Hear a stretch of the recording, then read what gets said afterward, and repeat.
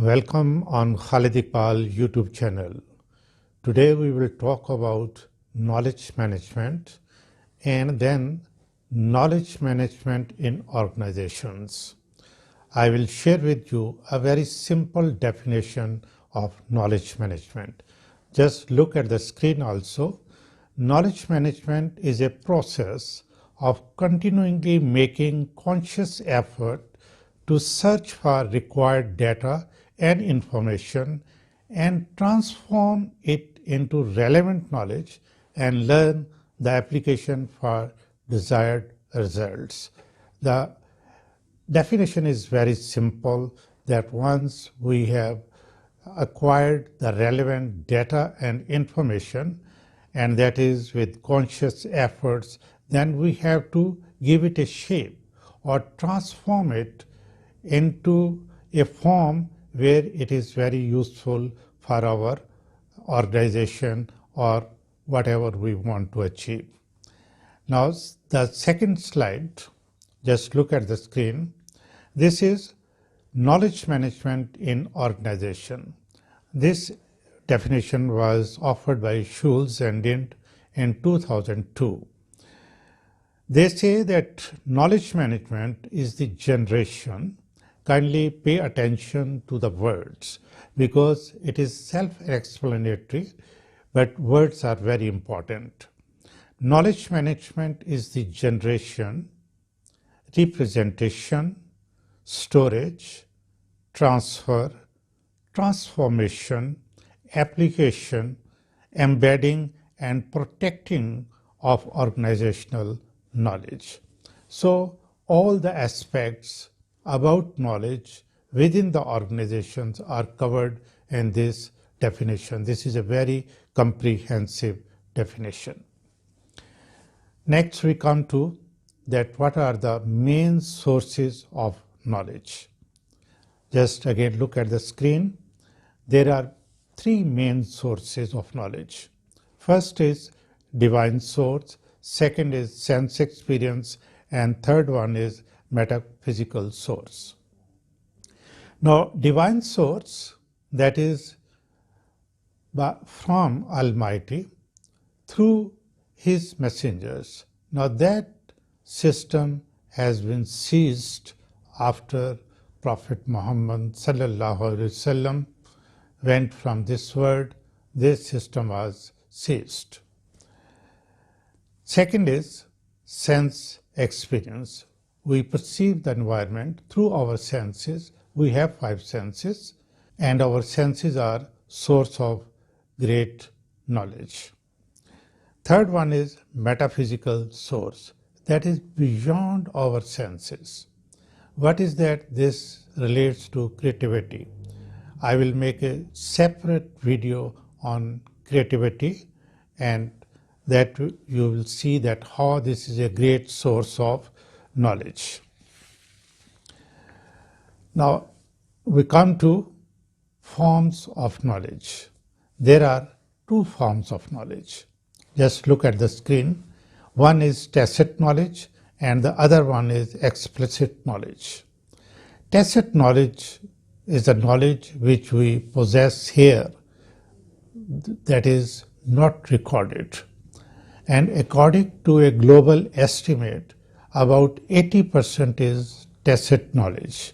But I believe that now this percentage is decreasing after information technology, internet, and cell phones especially. Explicit knowledge, that is recorded knowledge. And according to the assessment, that is only 20%. Now we come to what is transactional knowledge. Look at the screen. This is knowledge about where knowledge is. This is very, very important, that if we need to do anything, if there is any requirement, something new we have to do, or we are faced with some problem, we should know that who to contact, which book to read, where to go. That is transactional knowledge, and that is very, very important. One can just improve. Next slide, characteristics of knowledge. more is used, more is generated. Because when we use that knowledge, any piece of knowledge, then we would know its advantages or disadvantages or flaws or shortcomings, and we will work on that. So when we use it, then we are in a position to generate new knowledge. Can be packaged into small physical formats, laptop, now USB, and there are many other means that now we can really carry the knowledge with us. Shareable with others, yes, simple. Can move quickly and easily from place to place. You can see the working of internet, cell phones, laptops, USBs. We can really transfer knowledge from one place to another place. We are sitting here in Pakistan. You have to send something to medical reports or assignment of a student from here to America or any part of the world. It is reproducible. So next we come that what is the role of knowledge in organization? We require knowledge for organizational efficiency. And how this is possible? We have to develop knowledge-based organizations. Today, everyone is talking about knowledge workers, knowledge-based organizations. I will share with you a definition. What is knowledge-based organization? An organization having specialized work knowledge and ability to use that knowledge for achieving optimal productivity level. Productivity, whatever it is, whether you are giving services or you are producing something, if you have a specialized knowledge of that work, then your efficiency will be at very high level. So if you have knowledge with less resources, you can have more.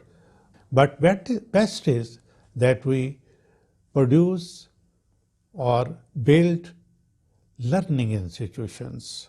What do I mean learning institution? I will share with you a definition. Just look at the screen also.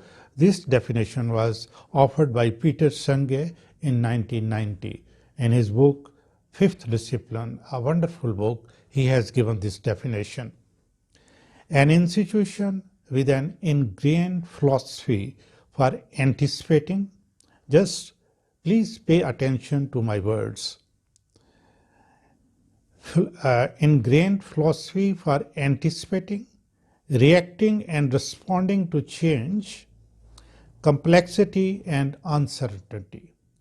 That means that any institution, they are working on this, that if there is any complex situation or their change is coming, how we would, rather they are anticipating that this type of change is coming in the world, so we should be prepared to respond and react. Sometimes we have to react immediately, so they have enough knowledge that they can meet with that requirement.